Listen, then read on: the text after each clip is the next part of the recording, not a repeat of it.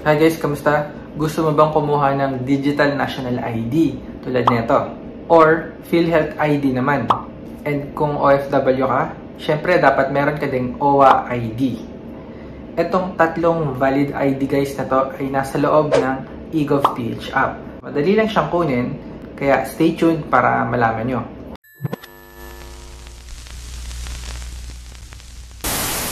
Last time, yung sa mga previous video ko, pupunta ka dyan ng national-id.gov.ph at ilalagay mo yung information mo para makuha mo yung digital ID.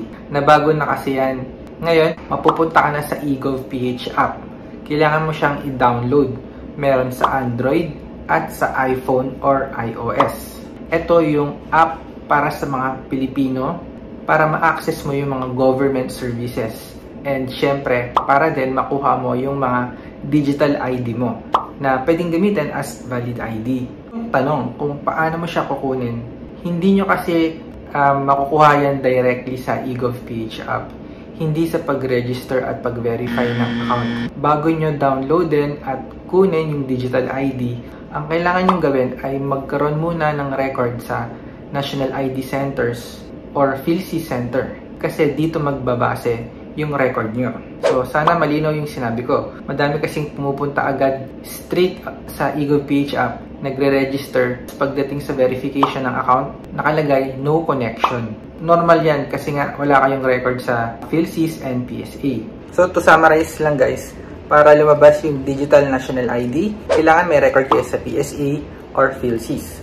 Yung PhilHealth naman, kailangan meron na kayong contribution and meron din kayong record para lumabas yung PhilHealth ID nyo.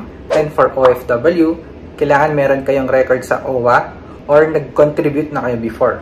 So, yung tatlong ID na yan, lalabas yan kapag nagawa nyo yung mga sinabi ko. So, ito yung mga requirements na kailangan mo. It sounds funny pero totoo.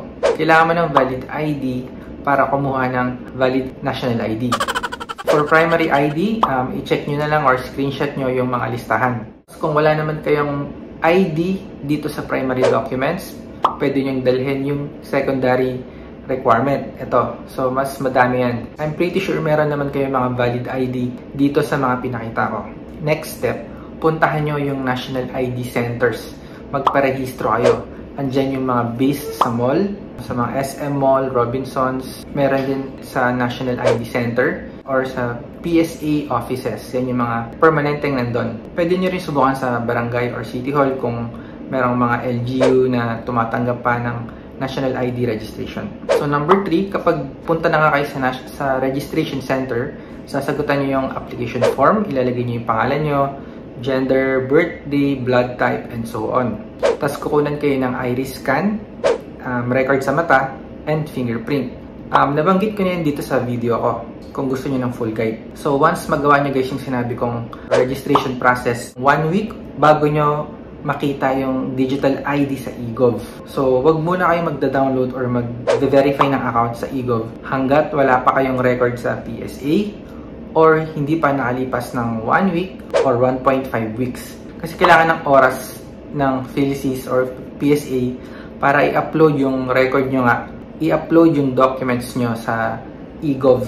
So, kung gusto nyo ng tutorial paano mag-register ng National ID, eto yan. Kapag kailangan nyo naman ng tutorial paano mag-register at gumawa ng account sa eGov, pwede nyo rin i-check to. Okay, so sana malinaw guys yung sinabi ko. Doon sa mga nagtataka bakit ganito na yung proseso ng Digital National ID, sana nasagot kayo ng video na to. Salamat sa mga nag-subscribe. Comment lang kayo kung meron kayong tanong. Subscribe kung hindi pa. I will see you in my next video.